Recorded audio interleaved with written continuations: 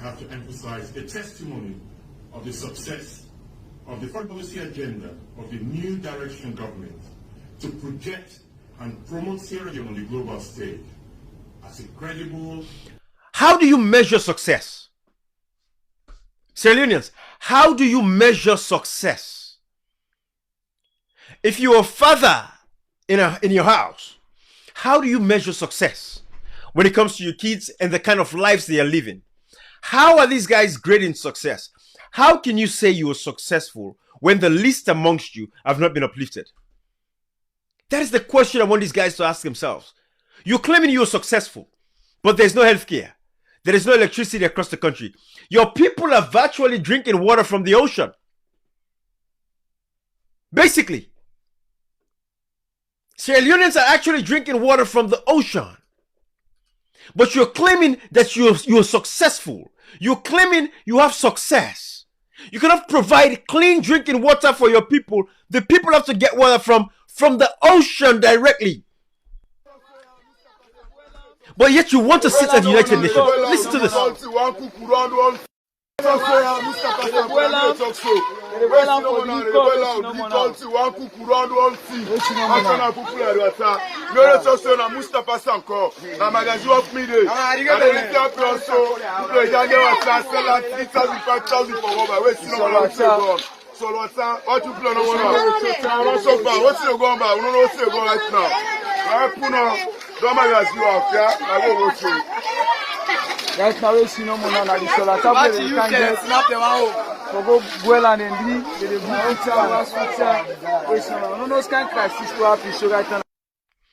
But guys, these are the things we're talking about. How do you grade success? You cannot even provide a country like Aukash Vox, my brother Kirise, a country that is surrounded by 7 rivers, cannot provide water. Yet go to Dubai. Go to Dubai. Go see Dubai. Then they provide water for the people. Go to Dubai. But these guys cannot provide water for our people. But yet they're going around. Look at this video of how Dubai gives water to its people. That is how you measure success. It is when the least amongst you are uplifted. When the people in the country begin to see some form of light, there is no electricity, there is no education, there is no healthcare, there is nothing is working. These guys are corrupt, these guys are thieves, these guys are criminals. They are siphoning money. The president, the thief, I want. Take money from the consolidated fund. I want. Travel, go Lebanon. I want. Ask for unaccounted interest. Just what he wants. The first lady, whatever she wants. And when she was caught stealing, she said, oh no, my friends were giving me. But listen, this is how you measure success. When you can take care of the basic fundamentals of your people. Sierra Leone is a small country, 7 million people. These guys cannot provide electricity. They'll tell you, well, we cannot do it in 4 years. The people of Sierra Leone voted you in because you gave them all these fanciful promises that you would achieve these things. But if in 4 years, they have not seen a sign, an iota of anything, tell me how they're going to see, how they're going to trust and believe in you. And that is why these guys have to be voted out. Watch this video of Dubai, how they process water. Watch this. If you try to drink water from the ocean, it will be salty. Well, that is what our people endure. Our people have to drink water from the ocean. But yet these guys want to have a seat at the United Nations. How you go run where you not crawl yet? You have to crawl, then you walk, then you start to run. Who's going to look at these guys and take them very seriously? Wanting a seat at the United Nations. They look at the indexes. You have your people living under $1 a day. And you're claiming Shaka Stevens and Marabios are the only presidents that have taken Sierra Leone to the United Nations. And you guys are only bidding. They're going to come and check on all these things. Look at the indexes. The human index reports, the poverty and starvation. How shameful that is. Look at Dubai. It will dehydrate you and eventually kill you. This is why no one drinks ocean water. But what happens when you have nothing else left to drink? See, I am now in one of the driest countries in the world, the Emirates. It's a country with very little water.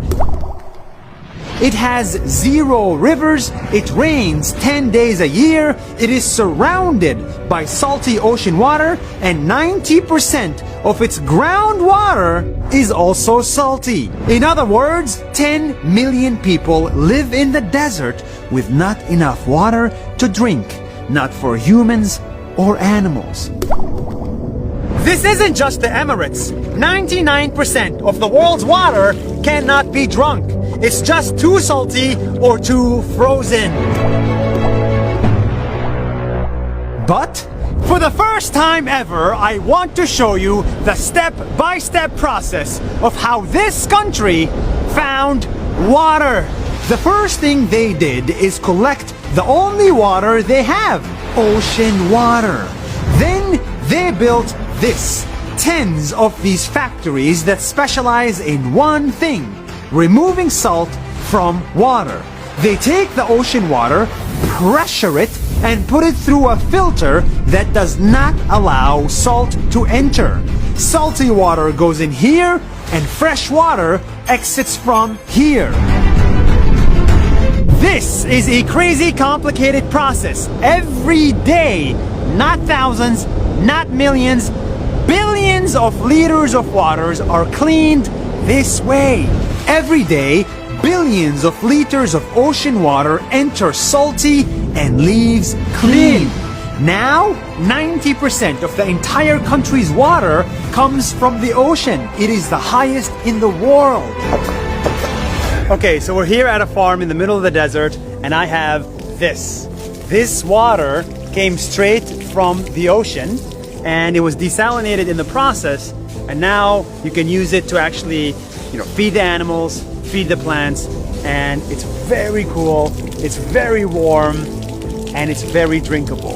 That's magic! The next thing they did is even crazier. Instead of cleaning water, they created new water. And this is a true story.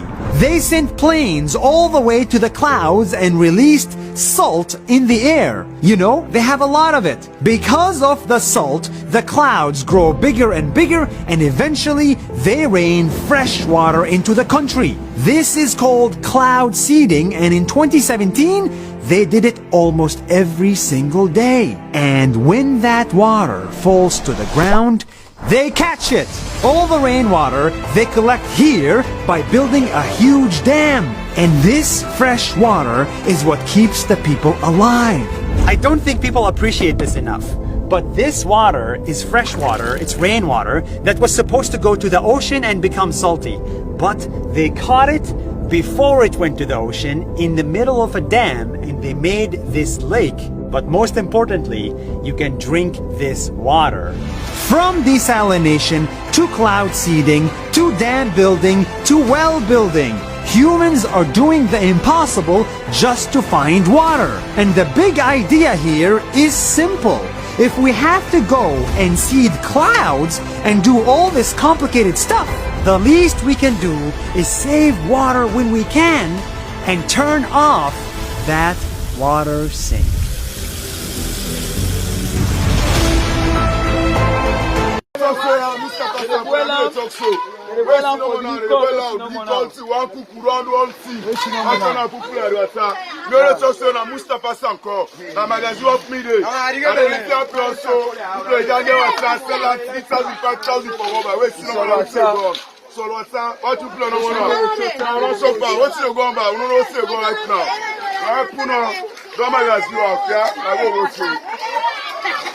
Guys, you see, these guys think when we're doing these things, then why they don't get no plan for that country?